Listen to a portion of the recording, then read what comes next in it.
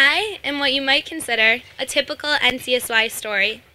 The Schechter day school girl who goes upon an NCSY Shabbaton, upon which she has an epiphany, decides it's time to start becoming more religious, starts keeping Shabbos and other mitzvot more intently, nags her parents about going to Israel for the year, and wins after Tzali comes to pay a visit.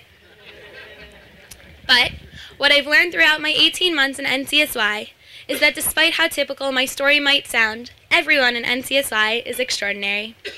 My first NCSY experience was last winter. It was the bus ride to the Mildred Levitt's winter retreat, nationally known as Yarchei Kala. I won't say that I was excited to go, because in fact I was reluctant. But with great conviction from my best friend Marissa Gruber, I packed my suitcase. And then, even that 12-hour bus ride in a stuffy, packed bus to New York was so amazing I didn't want it to end. What was to follow was incomparable, and it only got better with the succeeding Winter Shabbaton and regionals. In the interim, friends like the Grubers and later the Buckmans would open their homes to me every week so that it was easier for me to keep Shabbos. People were eager to share their words of Torah with me.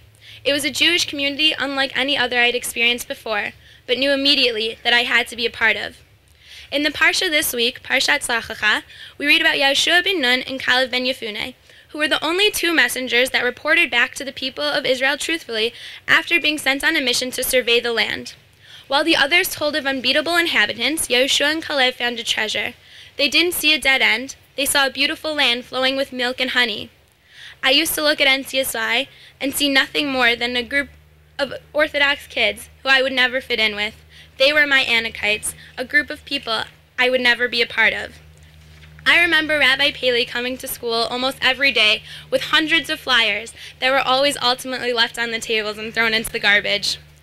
Just like the 10 other messengers, I was scared of the unknown, too afraid even to investigate. And now, after a successful year on regional board, and my bags half packed to go to seminary in the fall, I feel a little bit more like Yehoshua and Kalev. I have seen the beauty. I see it in the way that my friends for the rest of my life will be those I made in NCSY.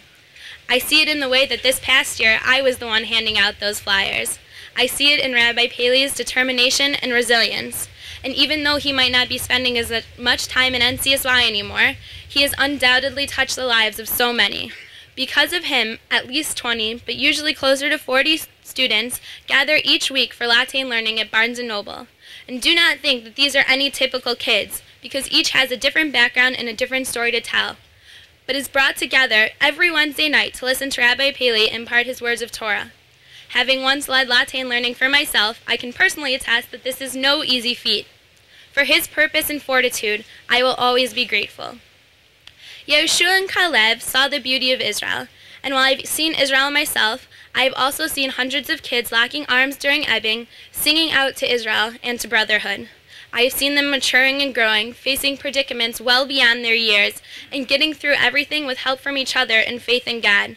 In chesed projects, Latin learning, ebbing, song sheets, planners, videos, dinners, Shabbatons, walking groups, hugs, hellos, and even goodbyes, I have seen the beauty, captured it, internalized it, and forever used it to help me grow. So while my story may sound all too familiar to NCSY, it is my own.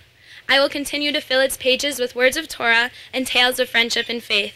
I hope that everyone else who is a part of this special organization will do the same and record all those irreplaceable moments. One thing that I know is certain is that in each individual story, he or she will play the leading role of Yehoshua, because everyone in NCSY is capable of greatness. Thank you.